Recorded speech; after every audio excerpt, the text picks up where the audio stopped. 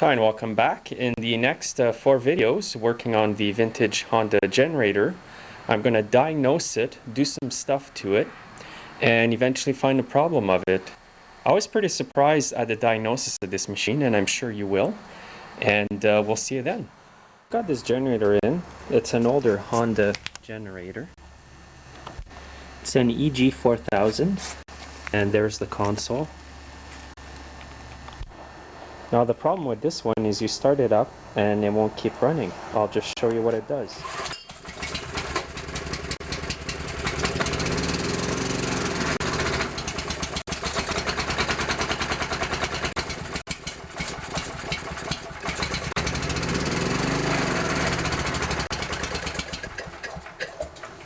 So when you choke it more, it wants to keep going, then you let the choke off and it dies. So I'm going to start by removing the fuel tank. There's 4 bolts underneath. There's 2 like this on this side and 2 on the other side. I want to remove the fuel tank to clean it out good, clean the petcock valve here, and then I'm going to remove the carburetor and clean that. I want to make sure your fuel valve is off in this position and just remove the fuel line. So I've got the fuel tank here. I've drained the fuel. There was a bit of dirt in the tank. Now I'm going to remove the valve here, and what you need for that is a 19mm wrench.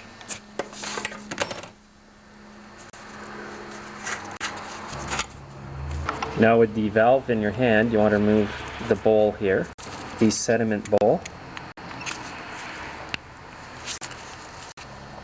Be careful this doesn't break because it may be very hard to replace. And I see a bit of dirt inside there. I'm just going to spray some carb cleaner in there and rinse the dirt out.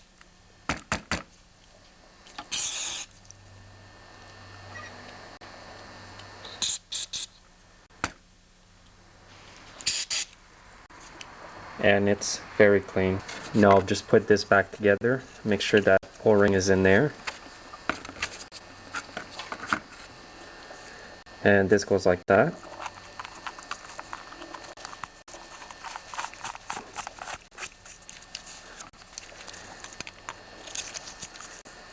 Now I'm just going to put the valve back on the fuel tank.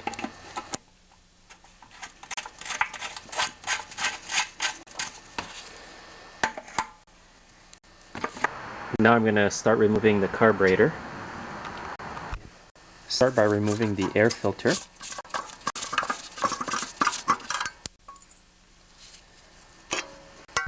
The next thing to remove are these 2 nuts here, and they are 10mm.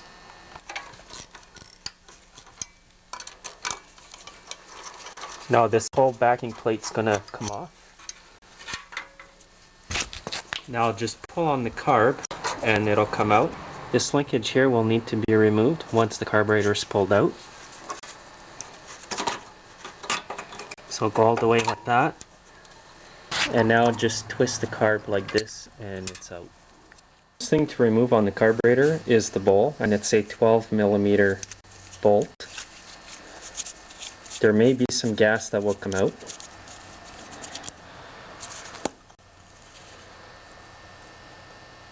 And you can see the dirt in there, in the corner. Next I'll remove the float and the needle.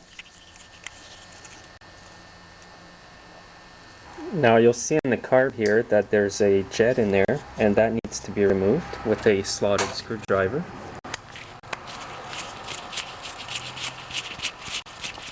And I've got the small jet out, and it's surprisingly clean.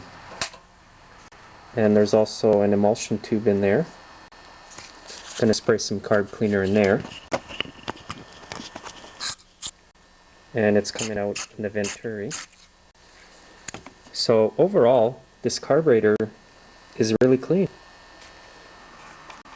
If you suspect that the emulsion tube down here is dirty, grab a 1/16 drill bit and just rub it back and forth like this, and it's going to clean any dirt that's in there.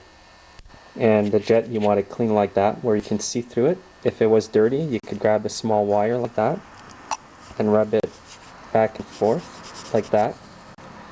and it would clean it out real good and clean it up with carb cleaner as well. So I'm just going to give this carb a quick clean with the carb cleaner. There's also these two holes down here that you want to spray with carb cleaner and clean the bowl as well here. Now at the top of the carb here, there's a screw you can remove. And you'll see a small tube in there, like an emulsion tube, so you want to clean that with carb cleaner as well.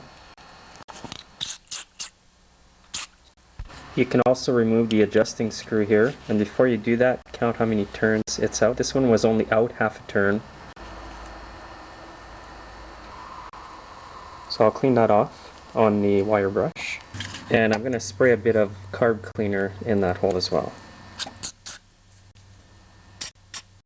And when you spray in there, you can see it coming out inside. So that tells you that that hole is very clean. Next, I'll put the jet back in.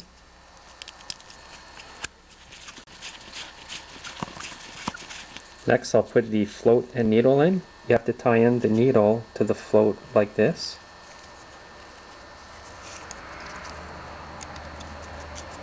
And then put the pin back on.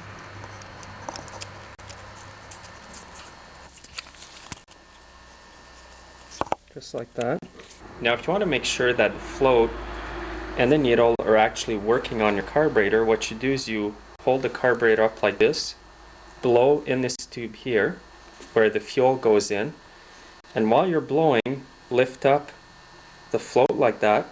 And when the float's up like this, if you can't blow in it anymore, that means that the needle's working. And when the float's down, you're going to be able to blow air through it and the carburetor. So that tells you that fuel is allowed to go in. And then when the float goes up, it stops the flow of fuel into the carburetor. So now I'll just put the bowl back on. So now it's time to put the carburetor back on.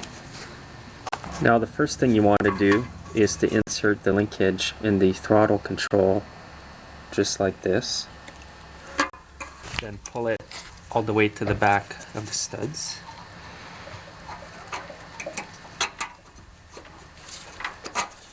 Next, I'll put the air cover bracket back on.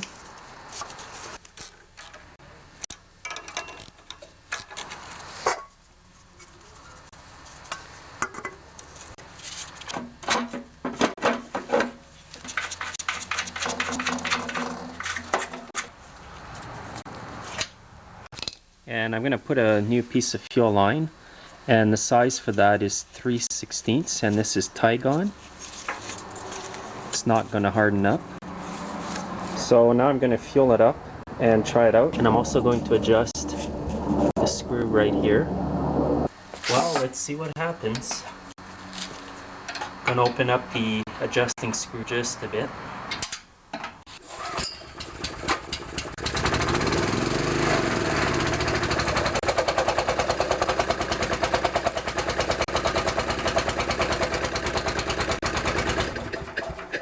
This thing vibrates so much I couldn't even adjust the screw, so I'm going to do it now, then start it up again.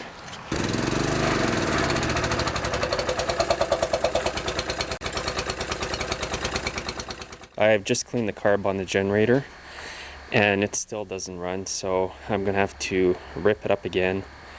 We'll see in part 2.